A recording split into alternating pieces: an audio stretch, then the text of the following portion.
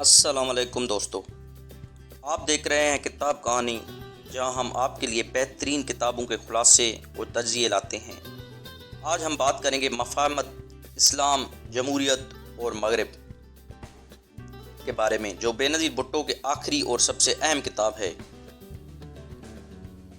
یہ کتاب صرف ایک سیاسی بیانیہ نہیں بلکہ ایک فکری مکالمہ ہے جو اسلام، جمہوریت، شدت پسندی اور مغرب کے ساتھ تعلقات پر گہری تحقیق پر مبنی ہے۔ یہ کتاب کیا دلائل پیش کرتی ہے، اس میں کون سے تاریخی حقائق اور اعداد و شمار شامل ہیں، اور کیا یہ آج کی دنیا کے لیے بھی مفید ہے؟ آئیے تفصیل سے جانتے ہیں۔ کتاب کا پس منظر اگر دیکھیں تو یہ کتاب 2007 میں بے نظیر بھٹو کے قتل سے کچھ عرصہ قبل مکمل ہوئی۔ بے نظیر بھٹو جو 2 بار پاکستان کے وزیر اعظم رہ چکی تھی، اس کتاب میں اپنی زندگی کے تجربات، اسلامی دنیا کی چیلنجز اور مغرب کے ساتھ تعلقات کی پیچیدگیوں پر روشنی ڈالتی ہے۔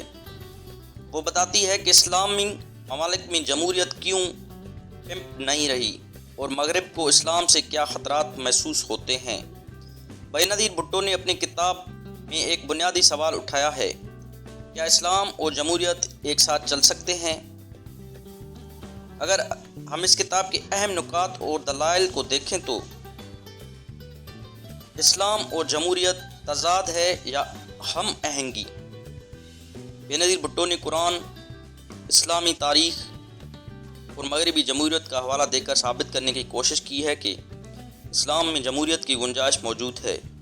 وہ خلافت راشدہ کو جمہوریت کی ابتدائی شکل قرار دیتی ہے، جہاں حکمران عوام کی مرضی سے منتخب ہوتے ہیں۔ وہ اسپین، عباسی اور فاطمی دور حکومت کی مثال دیتی ہے، جب مسلم دنیا میں علمی و سیاسی ترقی عروج پر تھی۔ وہ کہتی ہے کہ اسلام میں اجتہاد، شورا اور مساوات کے اصول جمہوری روایت سے ملتے جلتے ہیں، لیکن بعد میں بادشاہت اور آمریت نے ان اقتدار کو کمزور کر دیا۔ شدت پسندی اور اس کے وجوہات: بے نظیر بھٹو نے کئی اعداد و شمار اور تاریخی حوالوں سے ثابت کیا کہ دہشت گردی کا تعلق براہ راست اسلام سے نہیں بلکہ سیاسی وجوہات سے ہے۔ وہ کہتی ہے کہ 1979 کے افغان جہاد کے بعد مغرب اور مسلم دنیا میں خلیج بڑھ گئی۔ سعودی عرب اور ایران کے درمیان نظریاتی کشمکش نے اسلامی دنیا میں فرقہ واریت کو ہوا دی۔ 9/11 حملوں کے بعد مغرب نے اسلام کو شدت پسندی سے جوڑنا شروع کیا، حالانکہ زیادہ تر دہشت گرد تنظیموں کے پیچھے سیاسی محرکات تھے، نہ کہ مذہبی۔ مغرب اور مسلم دنیا کی غلط فہمیاں اور حقائق: بے نظیر بھٹو مغرب کی پالیسیوں پر سخت تنقید بھی کرتی ہے اور کہتی ہے کہ مغرب نے مسلم دنیا میں آمریتوں کی حمایت کر کے جمہوریت کو نقصان پہنچایا۔ وہ بتاتی ہے کہ 1953 میں ایران میں وزیر اعظم محمد مصدق کی حکومت کا تختہ الٹنا مغربی ممالک کی بڑی غلطی تھی، کیونکہ اس کے نتیجے میں خطے میں عدم استحکام پیدا ہوا۔ وہ فلسطین، عراق اور افغانستان کے جنگوں کے تناظر میں مغربی ممالک کے دوہری پالیسیوں پر سوال اٹھاتی ہے۔ وہ اعداد و شمار کے ساتھ بیان کرتی ہے کہ 2001 سے 2007 تک دہشت گردی کے خلاف جنگ میں 1.2 ملین مسلمان مارے گئے، جبکہ مغربی دنیا میں دہشت گردی کے واقعات میں ہلاک ہونے والے افراد کی تعداد اس سے بہت کم تھی۔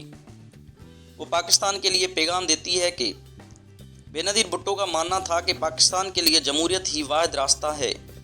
وہ اپنی کتاب میں 4 نکاتی ایجنڈے پیش کرتی ہے: تعلیم: شدت پسندی کے خاتمے کے لیے جدید اور دینی تعلیم کو ہم آہنگ کرنا ضروری ہے۔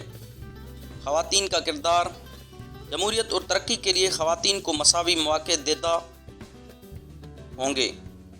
قانون کی حکمرانی کے بغیر ترقی ممکن نہیں۔